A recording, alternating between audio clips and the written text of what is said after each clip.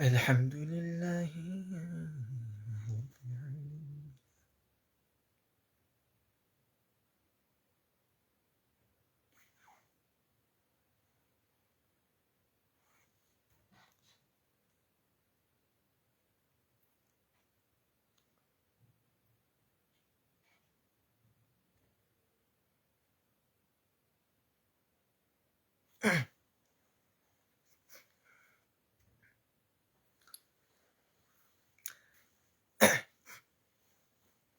بسم الله. الحمد لله. الحمد لله ملك الجبار الواحد القهار، وأشهد أن لا إله إلا الله وحده لا شريك له، رب السماوات والأرض وما بينهما العزيز الغفار، وأشهد أن محمدا عبده ورسوله المصطفى المختار، صلى الله عليه وعلى آله وأصحابه الأطهار والأخيار، وبعد. السلام عليكم ورحمة الله وبركاته. فيديو تنا كيسا برمسا قدات جرا، فيديو تنا كيسا حقا قدات جرا إن شاء الله. فيديو تنا وليف دبرسا هريو تخيسان يقول كريستانا اللي فيرا، مسلمة في اللي برمسا تا، كريستانا في اللي برمسا تا. كنا مو أمانتينا ما الربسو متي دقاجرو دبچو لا، دقاجرو دبچو نمو وانو الرجرو درقما ربي نور كايوان تف. haala amantii namaan tuqneen, haala amantii namaan arrabsineen, haala amantii namaan geenyeen dhugaa jiru waliif himna inshaallah. Kanaaf share waliif godhaame jazakumullahu khairan dafaati. Waan bareedduu especially tiktokii kanarratti warra tiktokii baay'ee fayyada. Ijoolleen teenne hedduun isaanii waa'ee Nabi Ciisaa yookaan Yesuus irraa yeroo gaafiif deebii godhaniin argaa. Maashaallah waan bareedduudha. Gaafiif deebii godhuun isaanii waan bareedaa namatti tolaa. Ammoo tunuhu namni ummata kiristaanaa wajjin gaafa gaafiif deebii godhu dirqama quraanallee beekuu qabaa, hadiisa beekuu qabaa. Hadiisallee yoo beekuu dhabaate dirqama evidensii waan ragaa jaraaf kennu qabaachuun dirqama. Yoo san hin ta'in yoo akkanumaan haasawan ofirraa hin ta'u jechuudha. Because amantii san akka namni arrabsu taasisaa jiru. Kanaaf jennaan jalqaba beekuun dirqama waan ta'uuf wanti kun barumsa guddaa qaba. Especially ijoollee tiktok irratti waan kana gaggeessaniif faayidaa guddaadha.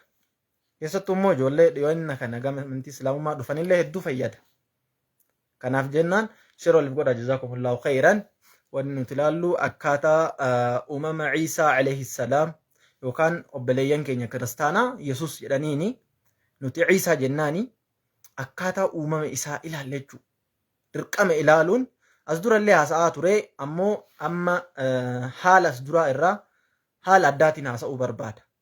Because irra gadhaabadhee quraanallee isinii kaayaa, qabxii isinii himaa, wangeela isinii himaa akkasitti irra gadhaabannee haasa'aa deemna. Fakkeenyaaf waan kana seenaa kana waan duraan dabarseerraa wanti adda taasisu kitaabota hedduutti ilaaleetiniin kitaaballee itti dubbisee jira. Inshaallah haga rabbi naa laaffiseen waan qabu hin qusadhu isinirra. Waan qabu waan rabbi na beeksise hin qusadhu. Amma waan hin beekne rabbiin akkanaaf ida'u rabbii kiyya kadha. Maal jechuu barbaadeeti? Ragaa wanni seenaan Nabi Ciisaa yookaan Yesuus wanti ani duraa waan kanarrallee haasa'aa ture. Amma wanti kan adda godhu quraanarraa yoo ta'e quraanarraa isiniif himaa, wangeela jaraa isiniif himaa akkasitti deemna. Akka nama hundaafuu ifa ta'utti. Yeroo waliif godhaa kan namni 62 maal namni 59 gad deemaa raayu.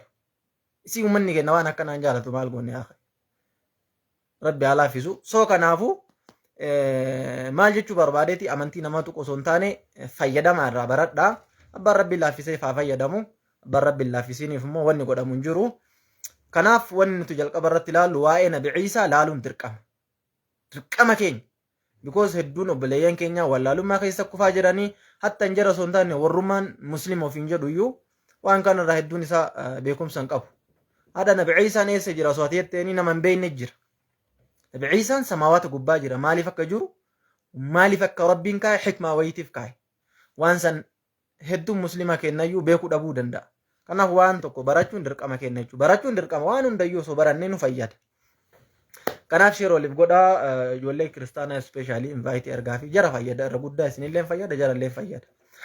Waan kana ta'eef wanti nuti ilaallu akkuma mata duree irratti kaayetti Yesuus Kiristoos Rabbi moo nama waan jedhamu haasa'uun duratti ka'umsa isaarraa akkaataa rabbiin isa itti uume irraa eegaluu qabna. Waan kana paartii yookaan kutaadhaan kennaa jalqaba irratti akkaataa uumama Yesuus jennee kennee rabbiin akkamitti akka isa uume itti aansee immoo gaafa fuulduratti illee inni rabbi moo nama waan jedhamu irraallee evidensii gaara dhaabannee inaasofna. Sanitti ce'uun duratti jalqaba seenaa isaa fi akkaataa uumama isaa haa laallume. Jazaakumullahu khayran. Shira waliif godhaa namni haaseen. Yesuus Kiristoos jedhaniin obboleeyyan keenya kiristaanaa nuti nabi Ciisaa jennaan alayhi salaam. Akkanumaa miire akkana eeywa. Xoyyib gaafa waa'ee uumama Yesuus haasofnu kana wantoota hedduu laaluun dirqama. Because waa'ee Yesuus haasa'uun duratti directly akkuma waan nabi Muusaa irraa haasaa turretti jalqabuma irratti olu taallee Yesuus akkana argamee haati isaa akkana abbaan isaa akkana yoo jenne hin ta'u. Seenaan akkasitti hin bareedu. Seenaan illee akkasin namaaf hin galu. Duubarraa dhufamuu qaba. Duubarraa as dhufuu qabna. Seenaa Yesuus yoo haasofnu wantoota isaan walitti hidhatamu hundayyuu haasa'uun dirqama nurra jiru jechuudha. Yesuus yoo dubbanne waa'ee wantoota isaan walitti hidhatamu hundayyuu haasa'uun dirqama kenna. For example, uumaa jalqabaa Aadam akkamitti akka uumame gabaabsinee ilaaluun dirqama ta'a jechuudha. Because walitti hidhata wanni kun waan wali hidhatu laaluun dirqama waan wali hidhatu.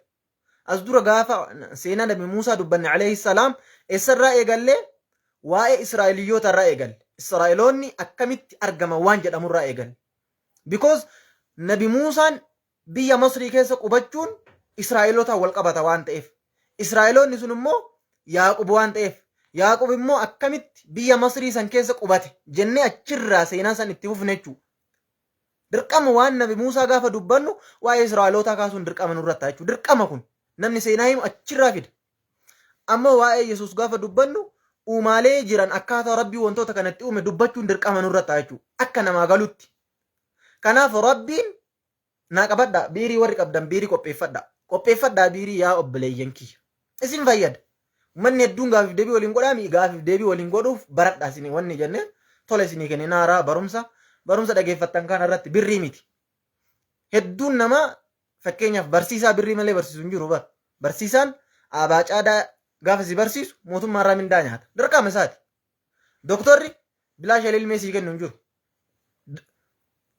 TikTokiin dhufuu dhiisa obboleeyyan eenyu kamaal qabatu ka TikTokii kottu itti TikTokii dhiisa. Asumarratti waan rabbiin alaaf haasawaa abbaan dhageeffate asumarratti dhageeffatu TikTokii achi dhaqee xabbinaa godhaa san hin dhaqqabu asumaan dhageeffadha.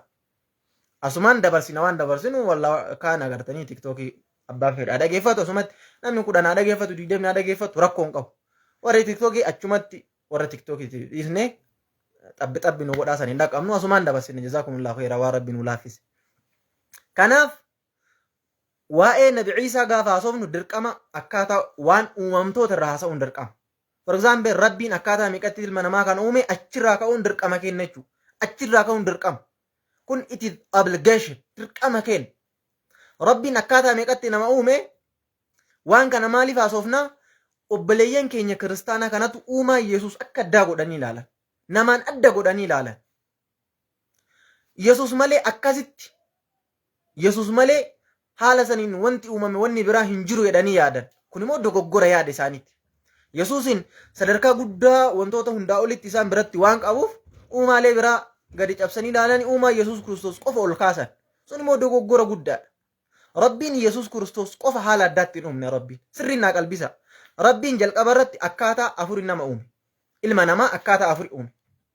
Sirriin naa qalbisa obboleeyyan. Akkaataa meeqa uume? Akkaataa afuritti rabbiin ilma namaa kana uume. Akkaataa afran adda baasee isiniif himu. Na wajjin turaa sirriitti. Akkaataa afuritti rabbiin ilma namaa uume. Sirriitti na wajjin tura. Akkaataa afuri uume rabbiin. Akkaataa afur.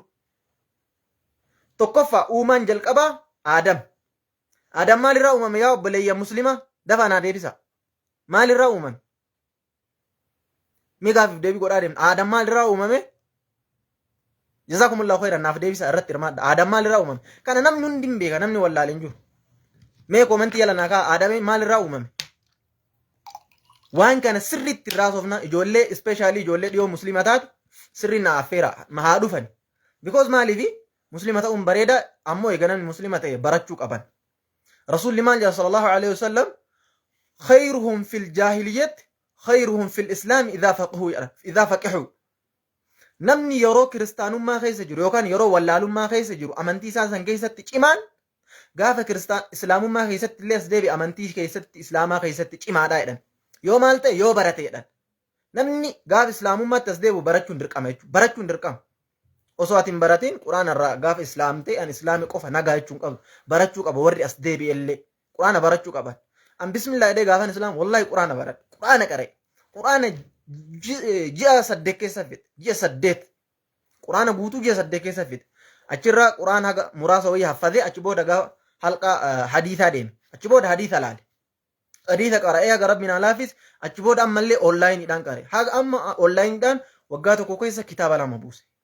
Kanaaf because maaliifi namuma islaamee kanatu waan hedduu ijoollee islaamte amma hedduu isaanii warri isaanii yeroo gaafii dhiyeessaniif hin arga obboleeyyan kiristaanaa yeroo gaafii dhiyeessaniif hin arga kanaafuu maal gochuu qabarre quraana yoo beekan malee wanni deefamu hin jiru obboleeyyan yoo beekte malee waa hin samaawaata irraa maleekan si gootu hin jiru dirqama beekuu qaban jechuudha osoo hin baratin waa hin samaawaata gubbaarraa sitti dhufee sitti beeksisu hin jiru barattee gadi cabxee barachuu qabdu. Ammoo namni tokko waan tokko barachuuf gadi cabuu qaba. Kanaaf obboleeyyan keenya kiristaanaas deebi'an barachuu qaban. Achi booda waadii yookaan daa'uratti bobba'uu ni danda'an. So kanaaf jecha aadam maalirraa uumame jennaan biyyoorraa naan jettan. Na'am biyyeerraa uumame. Rabbiin uumaa aadam akkaataa hedduu ibse. Kanayyuu namni akkaataa hedduu ibse rabbiin. Laal uumaa akkaataa afur isin hin jedhu. Jalqaba aadan. Uumaan jalqaba aadan. Uumaan lammaffaa hawwaadha. Uumaan sadaffaan Yesuus. Uumaan afraffaan nuyi sirriitti naa qalbisa sirriitti na wajjin tura sirriitti qaama qalbiin na wajjin tura billaan barumsa isinii kennan waan rabbiin na beeksise of jajuufi miti isinii kenna of biratti nan bifadhu ammoo namni irraa yoo fayyadamu jiraate isa fayyada malee isa miidhu barumsa dhageeffachuun nama fayyada malee nama miidhu nagarren nama barumsa baratee miidhame gamma rabbiin akkaataa afuritti uume ilma namaa akkaataa afran kan irraa gabaabsinee xiqqoo haasofne waa'ee Yesuus irratti fookas taanee irraa haasofna sirriitti jechuudha. Maaliif waa'ee mee Yesuus kana haasa'uun dirqama akkaataa afran kanarraa haasa'uun dirqama nurratti ta'a. Dirqama jechuudha. Mee uumaa aadamirraa xiqqeessee isinii haa himu. Xiqqeessee isinii himu uumaa aadamirraa. Rabbiin aadamiin biyyoorraa uume. Bakka gariitti dhoqqeerraa uume jedha. Maaliif waliin dhabuu mee waliin dhabu eenyu wali araarsa.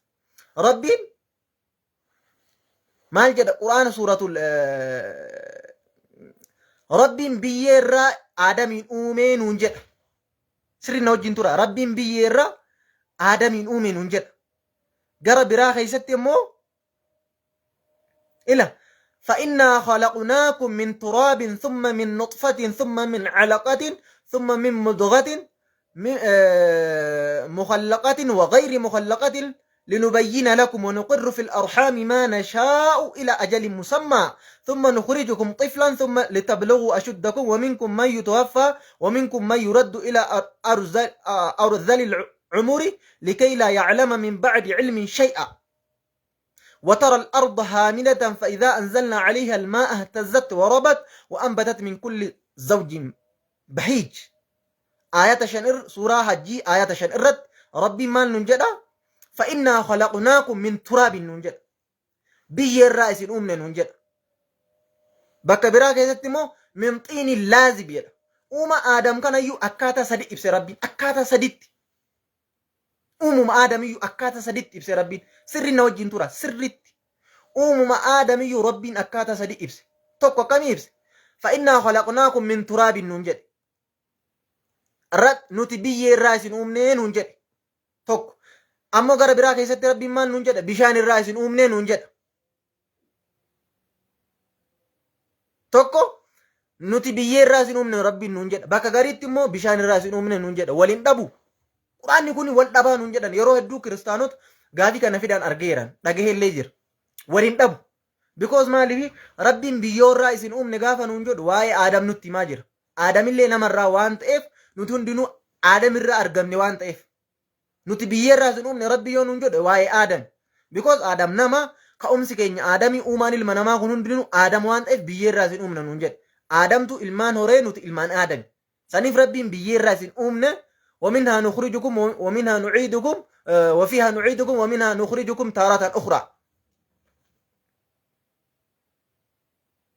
so rabbiin biyyeerraa uume aadami bakka biraa keessatti immoo min xiini laazib jedha dhoqqee laaftuu harkatti nama maxxanturraa uumnedha aadami bakka gariitti immoo salsaalin kal fakhaar jedha laal uumuma aadam kanayyuu akka sadi ibsi bakka tokkotti biyyeerraa uumnedha bakka tokkotti ammoo tunuu dhoqqee laafarraa uumne jedha bakka tokkotti ammoo dhoqqee akka suphee yeroo dhahan jajjabaaturraa uumnedha dhoqqee yeroo akkana dhahan qawqaw jedhu sagalee qaburraa uumnedha salsaalin kal fakhaaru jechuun dhoqqee akka suphee yeroo dhahan ka jedhee sagalee kennu akka okkotee waan akkasirraa uumnedha waliin dhabu xayyib la ilmiin islaamaatuun baay'ee gaffa godha qileedha keessisi beekuu nu barbaachisa rabbiin uumaa aadamiyyuu akka sadi ibse bakka biraatti biyyeerraa sin uume jedha bakka biraatti immoo dhoqqee laafturraa uumedha dhoqqee harka nama maxxantu bakka biraa keessatti immoo dhoqqee akka okkoteetti yeroo dhahan qawqaw jettu sagalee kenniturraa uumne jedha maal jechuudha sirrinna wajjin tura wanni kana jechuun maali waliin faalleessu maaliifi fakkeenyaaf dubartiin ni beeka waan kana qamashaa yeroo isiniin jedhu namni daabboo dhahu tokko daabboo dhahuu gaafa barbaadu daabboo san akkasumatti dhahuu hin danda'u daabboo akkasumatti dhahuu hin danda'u jalqaba daakuu fuudha jalqaba maal godha qamadii daabboon qamadii irraa dhufe yoo jedhe noormaalii qamadii sun daabboo ta'uu hin danda'u because steeppiidhaan daabboo ta'a jalqaba irratti qamadii eegasii daaksisanii lammaffaa irratti yoo harcee ta'a sadaffaa irratti harcee kana bukeessan bukoo ta'a afuraffaa irratti dammoo daabboo dhahan jechuu eega bukaani maqaan kana hundaayyuu qamadii maqaa'umsi isaa qamadiidhaa miire akka hundattuu laal harcee jechuu fi bukoo jechuun harcee masantuu gara bukootti jijjiirama agartee harcee masantuu gara bukootti jijjiirama harceematu gara bukootti jijjiirama so rabbi qamadiin maanno daabboon harceerraa ta'amee yoo jedhe rakkoon qabu jechuu ammallee daabboon bukoorraa ta'amellee yoo jette rakkoon qabu because jalqabuma bukoommaan kunuu harceedha ka'umsiisa harceen maqaa jalqabaati harceen kun eega bukeeffamee boodatti bukoo jedhama bukoo kana booda daabboo jedhama jechuudha daabboon kun steepii meeqa keessa daabboon maan kunuu kanaaf ati jalqaba daabboo kana harceerraa tolchellee yoo jette rakkoon qabu because harceema kanatu maal ta'e bukoollee ta'e bukoma kanatu daabboollee ta'e jechuudha kanaaf rabbiin biyyeerraa uumne yeroo jedhe bakka garii keessatti illee ammoo tunuu min xiini laazib dhoqqee laaftuu harkatti nama maxxanturraallee yoo jedhe tokkuma jechuudha bakka garii keessatti suphee akka yeroo dhahan akka okoteetti qawqaw jettullee aadam uumnellee jedhe tokkuma akkamitti jedhe ka'umsi wanta kanaa hundayyuu biyyeedha rabbiin biyyoo jalqaba hin fuudhee jedhan biyyee kana gosa garagaraa irraa fuudhe jalqaba uuma aadamirraa haasawaa jira sirriitti wanni ani jedhu kun isinii gala qur'aanni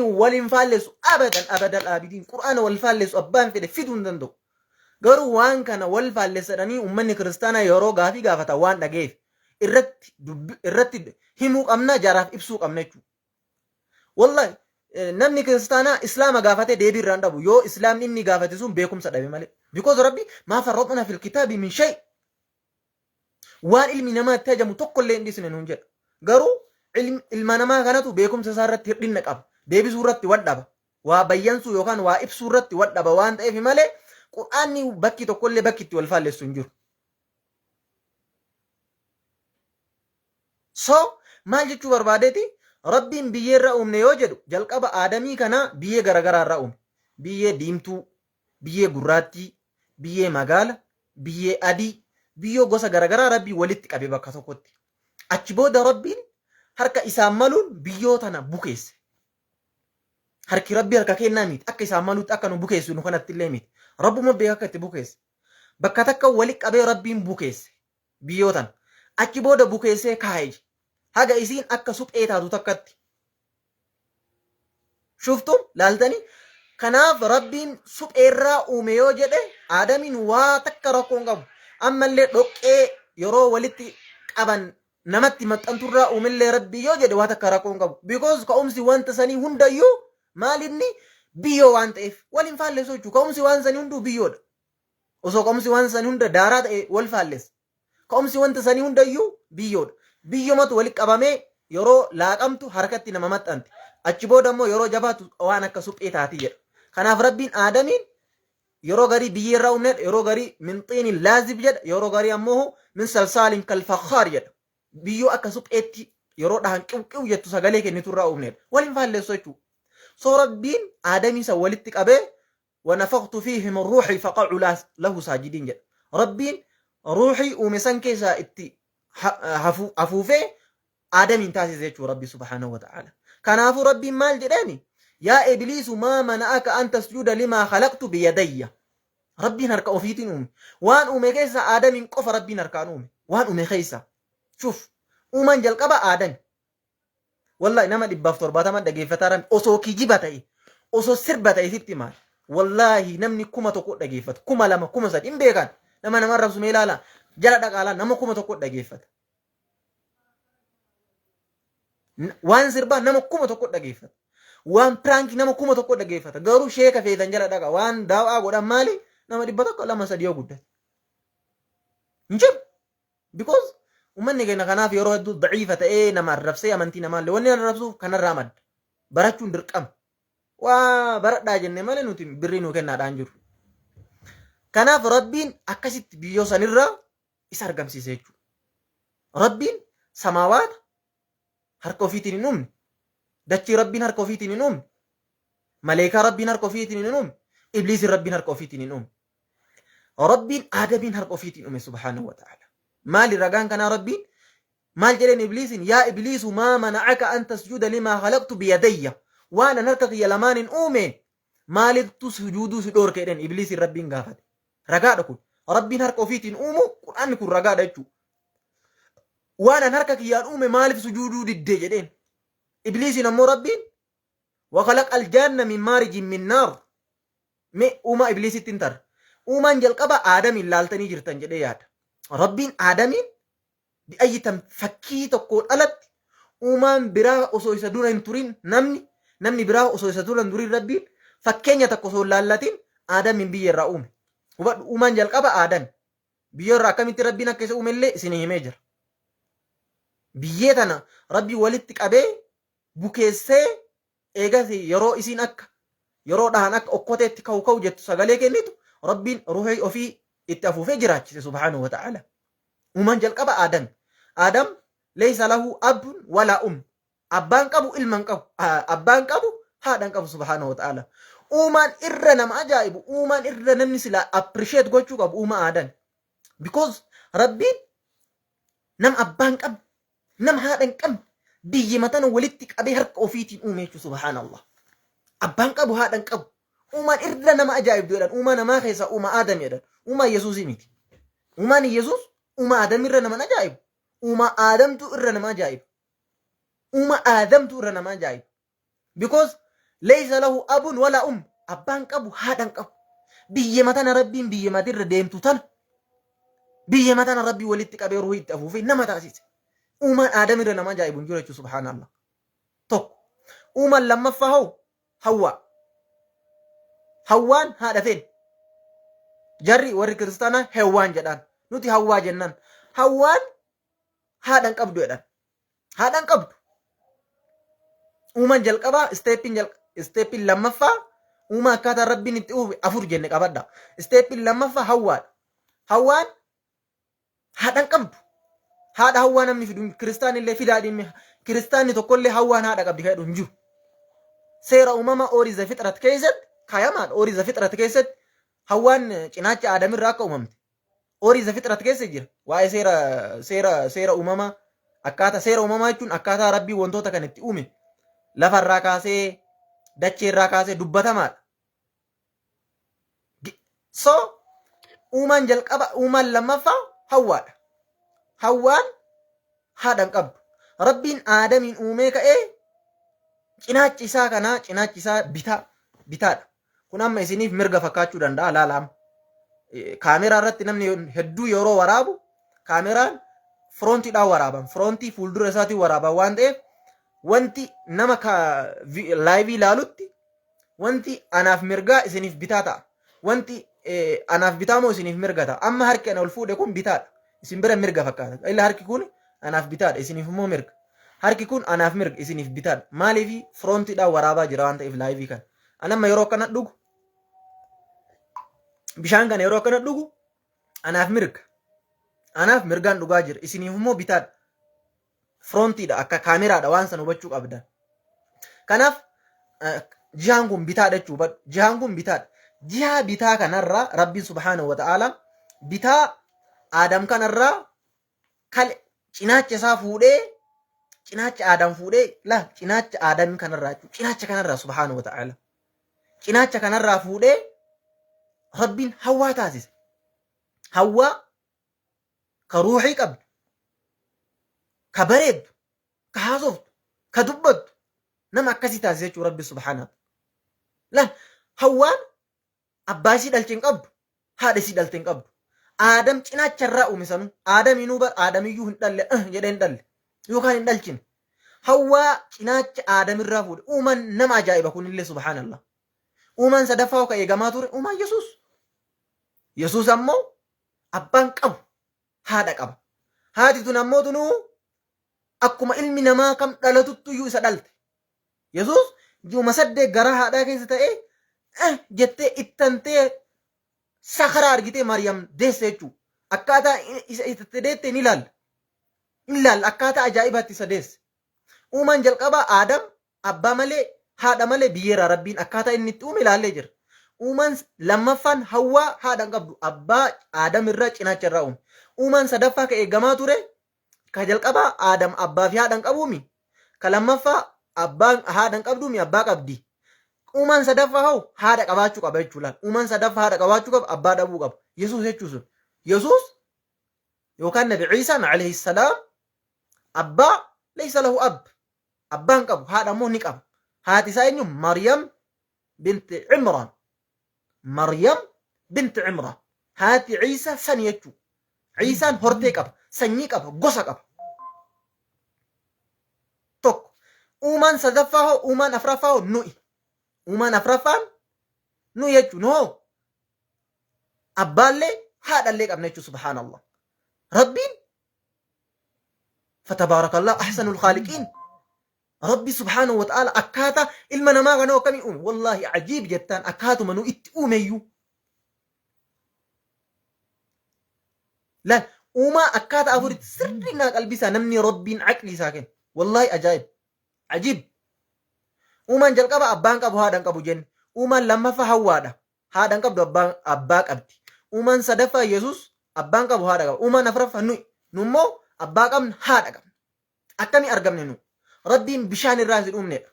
Laal maal jedhaa? Quraana reefuu suuraa hajjii ayata 5 irratti فإنا خلقناكم من تراب ثم من نطفة ثم من علقة jedhan. Ilmi namaa kun bishaan irraa uumame. Bishaan yeroo siin jedhu bishaan kanaa miti. Bishaan dhugan kanaa miti. Kiristaanni bakka kanatti akka gaafii isinitti hin goone. Namni bishaan irraa uumamaa yeroo siin jedhan bishaan dhugan irraa miti. Yookaan bishaan dhiqatan irraa miti. Bishaan isparmii dhiira irraa bahu. Isparmii makana bishaan. Yaani akkuma bishaaniiti akkuma furriitiin illee. Dhiigan fakkaatu bishaan fakkaata malee wanni namarraa ba'u kun. Isparmii kana irraa Rabbiin nu uume jechuudha. Akkamitti abbaa fi haati wal fuudhanii walitti dhufan. For example anu akka fakkeenyaatti Hamzaan abbaan kiyyaa fi haadha kiyyattu walitti dhufe. Walitti dhufanii wal fuudhan. Achi booda walitti dabalaman. Achi booda gaafa walitti dabalaman jedhan isparmiin abbaa kun isparmiin miliyoona meeqa keessaa tokkochatu ka hormaatatu jira. Inni sun gaafa killee haadha sanii wal argate duuba gadaamessa haadhaa keessa seenuudhaan achitti tura. Gadaamessa haadhaa keessa seena. Bishaan kun jechuu. Bishaan kun gadaamessa haadhaa keessa seenee gaafa jalqabaa san maal jedhame? Nuxfaa jedhama. Nuxfaa. Sirriinaa qalbisaa. Ilmummaan namaa kun akkaataatti itti uumame Rabbiin maal jedha? يخرج من بين الصلب والترائب. بشان إيرا كورمات توكون جدا من بين الصلب. قمج دويدا لمان جدو لفي سلولة دويدا لمان جدو جرتو تنا fedhiin dhiiraa hormaata tokkoon achirraa ba'a. Min bayni sulbi jechuun lafee duuda lamaan jidduu jirtu achirraa ba'a ka dhiiraa. Ka dubartii immoo min bayni sulbi wattaraa'ib. Ka dubartii asii ba'a. Qoma kanarraa. Duuba fedhii dubartii qomarraa ba'uu fi fedhii dhiiraa jidduu duudarraa ba'u kanatu walitti dabalamuudhaan hanqaaquu dubartiin qopheessite san ispaarmiin jalqabaa ka hormaataa sun cabsee duuba gadaamessa haadhaa keessa tura. Gadaamessa haadhaa kana keessatti guyyaa 40 tura. Guyyaa 40 gaafa turu kun maqaan isaa nuxfaa jedhama. Sirrinnaa qalbisaa maqaan isaa nuxfaa jedhama. Nuxfaa jechuun maniyyii jechuu yookaan immoo afaan namni beekuun ispaarmii jechuu yookaan immoo fedhii yeroo dubartii wajjin rafan yookaan abbaan warraatii fi jaartii fi abbaan warraa wajjin rafan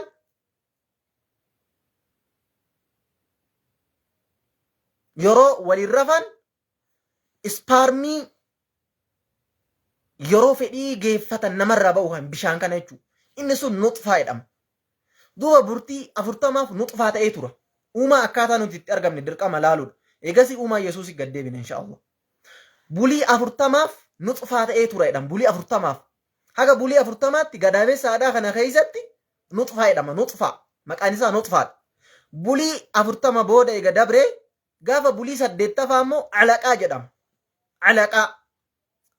Min nuxfatin thumma min calaqatin.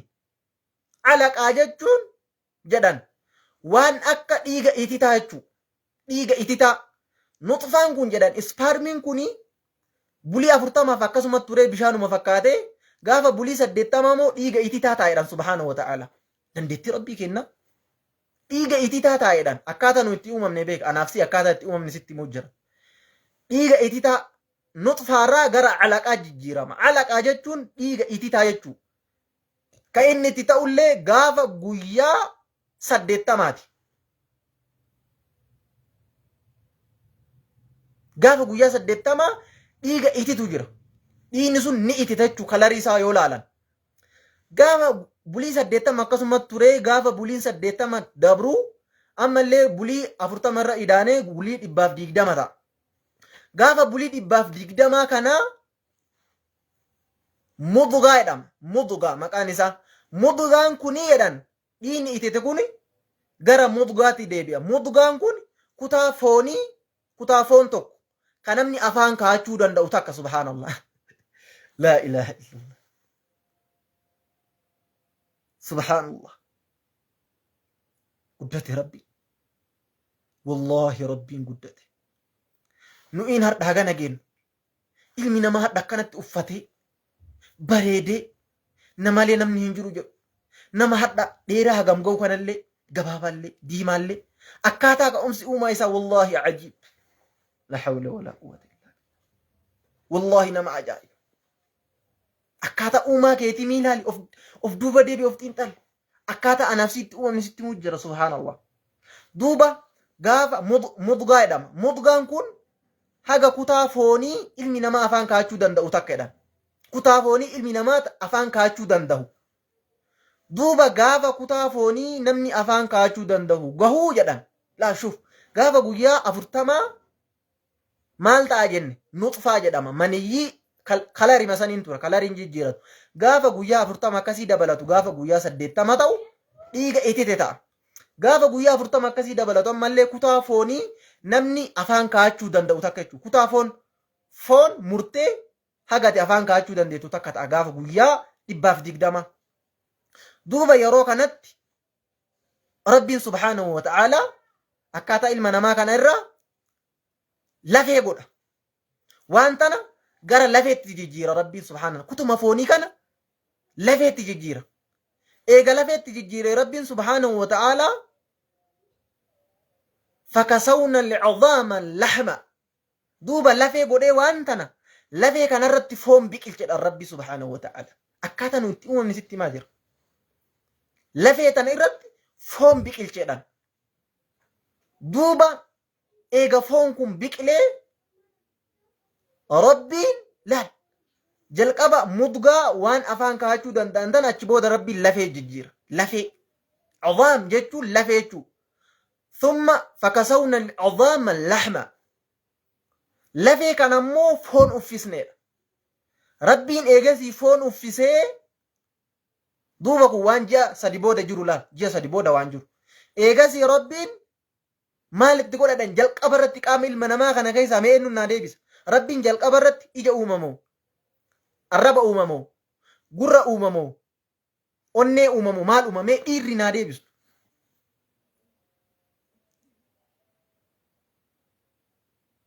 ها ما إيري ناديبس ربين جلق أبرتك آمل منما خنا كيسا مال أوم والله حكمة جرأدن حكمة قرآن يكون سبحان الله ما ربين آمل منما كيسا مال أوم جلق أبرت ربين جلق أبرت قرى أوممو إجا أوممو الرب أوممو الكان أوممو أني أومي ربي مال أوممي إيري ناديبسو إيري ديبسو كمين رجال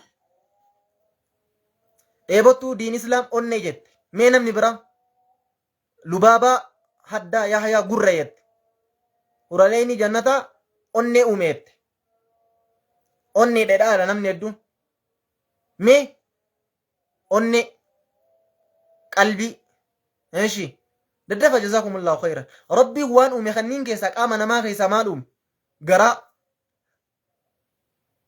أني مي نمني ديبسو أني إنو نمني دون أني جتشاجر ربي انك آما خنين كيسا إجي دار سلطان علي والله كان أفبرت بجي نابر سبحان الله روحي دار لا آمنا ما خيسا جن ربي مالو ممي أوما قام نما خنين كيسا ورال عيني جنة أني جدارت عبد الله أني قلبي دي أني أميدا لفي دود الراجل تقوي مي ربين قام أمي خنين كيسا اسني ديبس إن شاء الله اسني ديبس أنا دقي فدا ربين جدان وان أمي خنين هندا كيسا جلق أبرت كأني أمي سرنا دقي فدا قرر بناتي سريت بري فدا كلامي كوبي فدا مي نمني كمان بر وان براتان كمان جدا نمني يو أدوبل أنا ما بري زين قابة چانجو بيري تنا قرتني بيري تنا تنا كوبي فدا تي بري فدا يا أخي بري فدا ما مي مالي زين قابة چا رمزان بري ناقن ناسين نجين بري فدا واي يسوس كريستوس كيسا تو بر كلامي كوبي فدا بري فدا اسم فيد اسم برو داعي تاو بربادني نما قرار بيتي نما يامو يو بربادن إن شاء الله وان كان بري فدا سرنا قلبيسا ربين جلقب أوما قامولي نما خيسا ربين جلقب الرد قرر أومي جدن سبحانه وتعالى قرر أومي جدن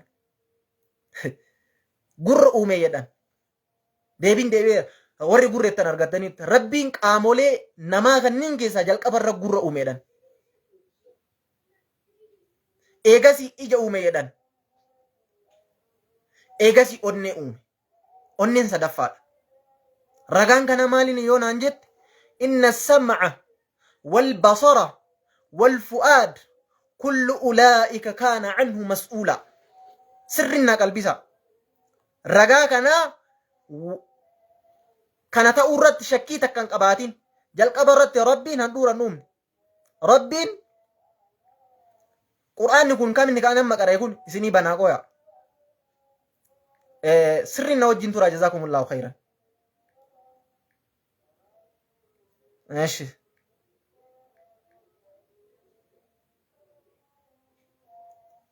قرآني أنا مسني كره يكون إسراء آياته صدومي جه ولا تقف ما ليس لك به علم إن السمع والبصر والفؤاد كل أولئك كان عنه مسؤولا سورة إسراء آيات صدومي جه لا وانت ربي نكنا كايف جدا جلق برت لا جلق برت بقى هدو قرآن ما فيتن كيس لا سمعي درانس قرر درانس إن السمع والبصر بصر اتانس ربي إن السمع والبصر والفؤاد أنين صدفر جلق بر ربي قرر أمي لما فرت إجا أمي صدفر أني أمي مالي فكنا قد جنان ربي الحكمة إسائر دوبا دائم تكوني garaa haadhaa keessa hogguu jirtu jedhan waan abbaa fi haati alaa dhaga'u ni dhageetti. Waan abbaa fi haati alaa dhagayan garaa haadhaa keessa teettee dhageetti. Gurri jedhan gaafa ji'a jahaa akka yeroo ammaa qorannoon irra gaheetti gaafa ji'a jaha guutuu ta'ee uumamedhaan guutuu ta'ee qaamolee keessaa ka guutuu ta'ee uumamu gurra garaa haadhaa keessa osoo daa'imti jirtu gaafa ji'a jaha gurri kun guutuu ta'ee uumamedhaan guutuu qaamni isaa hundi isaa garuu ijji daa'imti takka dhalattee ijjisii guutuun ta'u ijjisii adeemsa keessatti guutaa deema akkaataan isiin waa daa'imti illee itti argitu akkaataan daa'imti yeroo xiqqishaa itti argituuf namni guddaan itti argu tokkoo miti ijji kun akkaataa umriin ol guddataa deemuun guutamaa deema garuu gurratti gaafa deebite waan namni guddaan dhaga'u daa'imti illee ni dhageetti daa'imti waggaa lamaa waan namni waggaa 50 illee dhaga'uun dhageetti gurraan gaafa uumamtee gara haadhaa ji'a jaha jettu gurri isii guutamedhaan ammoo ija turtee adeemsa keessa gara waggaa 12 ammoo waan akkasitti ijji guutamte humni ijaa guutamedhaan hikmaan kanaa daa'imti osoo gara haadhaa keessa jirtu waa dhagahuu eegalti rabbiin saniif gurra dura uume namni tokkollee haqallee ka dhagayu waan dhagahu hundayyuu jalqaba gurraan dhagaa for example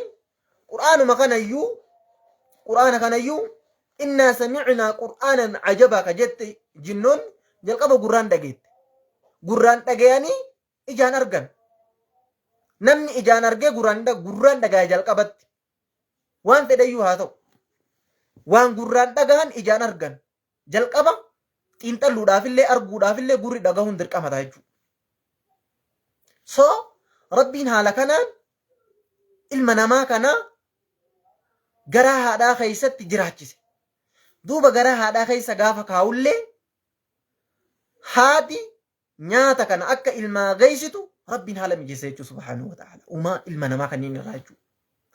Duuba gaafa ji'a 9 jiraatu ilmi namaa kun achi gaditti ji'a 7 illee kadhalatuun jira irra guddaa garuu ji'a 9tti karaa nuti beeknu kanaan ilmi namaa kun dhalata jechuudha subhaanahu wa ta'ala.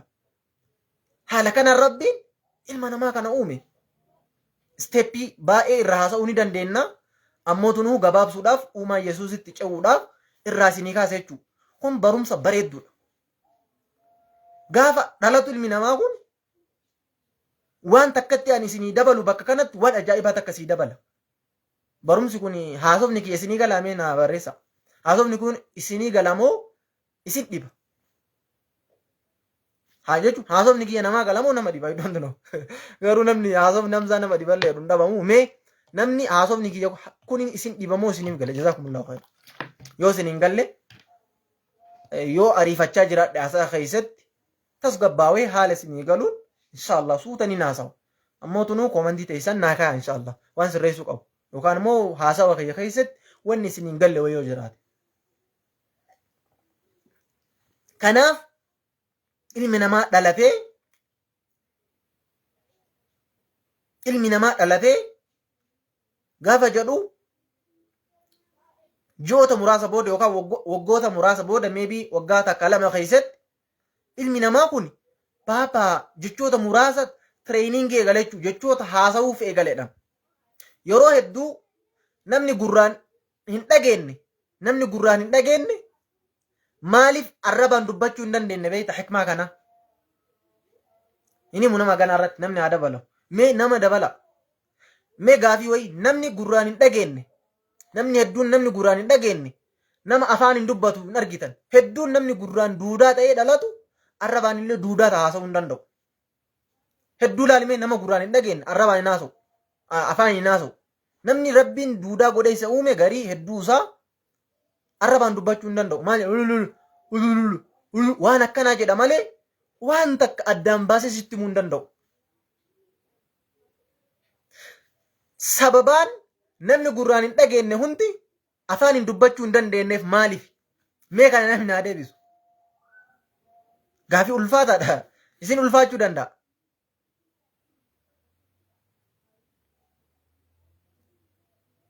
Isin ulfaachuu danda'a. Barumsa akkanaa kana barachuun dirqama keessan obboleeyyan. Nuti waan dandeenyurraa of duubatti hin qusannu. Waan kana deebisuu dhabuu dandeettanii inshallah fuulduraaf barumsa isinii ta'a qabadha. Namni gurraan hin dhageenye hundi isaa wanti arrabaan dubbachuu hin dandeenyeef jedhan. Hikmaa wanti namni gurraan hin dhageenye hundi arrabaan dubbachuu hin dandeenyeef jedhan haasawa kanatu jedhan waan trainingiidhaan argamuu jedhan haasawa kanatu yookaan namni haasawuu kun jedhan yaaluudhaan haasa'uma kanatu afaanuma nuti ittiin haasofnu afaan Oromoo haa ta'u afaan Ingiliffaa haa ta'u afaan Amaariffaa uuma fedhayyuu haa ta'u afaanuma santu jedhan jalqabayyuu waan trainingiidhaan taasifamu wayiiti waan yaaliidhaan waan yaalanii duuba haasa'amuun danda'amu wayiiti. Daa'imti gaafa ji'a jahaa garaa haadhaa keessatti gurri isii guutamee fi waa dhaga'uu eegalti. Gaafa gabbuutu yeroo waggaa muraasa booda trainingi eegalti haasa'uu yaaluu eegalti waan warra jalaa dhageettu. Dursa wanti daa'imti haasoftuu haasa'a keessaa kabarattu paappaa mammaa nana waan jedhamu kana waan xixiqqishuu tanniin haasa'uu eegalti. Achi booda akkuma umriin isiin guddatuun waan gurraan dhageettu warri yeroo haasa'an eegas treeningii keessa haasawa baratti. Daa'imtummaan dhalattee akka dhalatteen yeroo waggaa takka lamatti sirriitti haasoftu hin jiru. Cabaqaa yaalaa cabaqaa gaafa waggaan isii xiqqoo ol fagaate waggaa 5-6 gaafa taate haasa'u eegalti fasiiha taate. Ammoo daa'imti dhalattee waggaa takka lamatti sirriitti haasoftu hin jiru. Numa cabayti. Baabbaa maamma nyaanyaa waan akkanaa barattee jechuu jalqaba irratti waan itti hajaman. Maaliif waanni kun jedham ta'e jennaan haasa'umatu afaanuma kanatu waan dhagayaan gurraan dhagayaan arrabaan treeningii yookaan yaalii gochuudhaan waan baratamu jedhan. Ammoo tunuu namni gurraan hin dhageenye maal dhagahee yaalii godhare. Namni gurraan namni waan haasa'u hin dhageenye namni gurri isaa duudaa ta'e namni gurri duudaa ta'e waan namni ala haasa'u namni hin dhageenye akkamitti arrabaan haasa'uu danda'a. Afaanummaan kunuu waan yaaliidhaan waan dhagahaniin waan ta'amuuf namni gurraan duudaa ta'e hundi isaa sababni inni afaaniin haasa'uu hin dandeenyeef hikmaan kana jedhan.